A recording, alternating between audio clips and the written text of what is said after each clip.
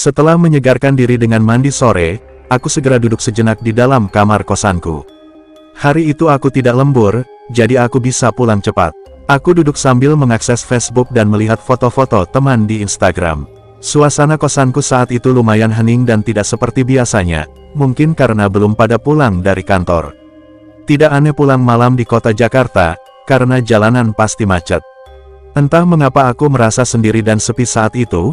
Aku coba berdiri dan melongok keluar pintu, memang tidak ada siapa-siapa. Aku mencoba mengambil gitarku dan menyanyikan lagu untuk mengusir kesepian hati. Di kamar kosku belum ada TV, aku sengaja tidak membelinya karena pasti akan jarang ditonton. Hampir setiap hari aku lembur, jadi kalau pulang ke kosan pasti langsung tidur, sehingga aku pikir tidak perlu ada TV. Aku memetik gitarku dengan nada yang terdengar mellow. Senandung nada yang bergetar dari gitar tersebut perlahan membuat berat mataku. Mataku mulai sayu dan hampir menutup. Srek srek srek, suara orang berjalan di lorong kosan. Aku membuka mata dan berteriak untuk menyapa. Oi, namun tak ada balasan apapun, biasanya teman kosanku akan membalas teriakanku. Aku berdiri dan mencoba melongok keluar lagi, namun tak ada siapa-siapa. Tampak kamar-kamar kosan sepanjang lorong masih gelap tak berpenghuni. Mungkin hanya mimpi, gumamku dalam hati.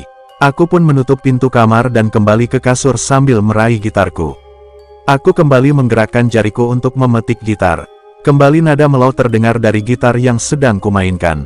Perlahan mataku mulai berat karena terbawa alunan nada gitar yang menyebabkan kantuk. Suara gitar semakin lama semakin pelan dan menghilang. Tak terasa aku tertidur namun masih sadar dengan lingkungan sekitar. Otakku telah masuk ke dalam gelombang alfa atau keadaan otak saat sedang tidur. Aku memang telah tertidur, namun masih sadar dengan lingkungan sekitar. Aku masih bisa mendengar suara-suara di sekitar kamarku. Saat sedang berbaring dengan setengah tertidur itu aku masih mendengar suara orang berjalan. Duk duk duk duk, suara langkah kaki yang terdengar dekat denganku. Aku mendengarnya dengan jelas dan segera membuatku tersadar dan fokus pada suara itu, namun mataku masih tertutup.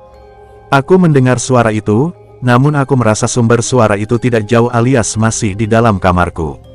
Perlahan aku mencoba membuka mataku karena penasaran dengan suara itu. Aku telah membuka mataku walaupun masih sayup-sayup melihat sekitar. Dalam keadaan seperti itu, aku melihat seorang cowok berjalan mondar-mandir di depan kasurku. Siapa itu ya, gumamku dalam hati. Sosok itu terus mondar-mandir dan sesekali berhenti untuk menatapku. Mungkin akan senang jika ditatap oleh seseorang wanita, namun kalau yang menatapnya adalah cowok, aku pasti merindingnya sampai ke ubun-ubun. Sosok yang di kamar itu adalah seorang laki-laki menggunakan kemeja warna krem dan model rambut disisir ke sebelah kanan. Aku sungguh terkejut dan mataku membelalak setelah tahu bahwa cowok di dalam kamarku itu kepala bagian kanannya pecah dan mengalir darah ke wajahnya. Sosok itu terdiam berdiri menatapku dengan tajam. Jantungku bergejolak dan badan terasa panas dingin melihat sosok itu berdiri di depanku.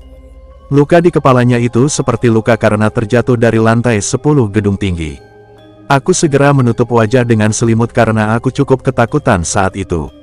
Selang beberapa waktu, penghuni kosan yang lain telah kembali pulang. Aku memberanikan diri melihat sekitar dan tidak ada siapa-siapa di kamarku. Sampai detik ini aku belum tahu siapa sosok itu.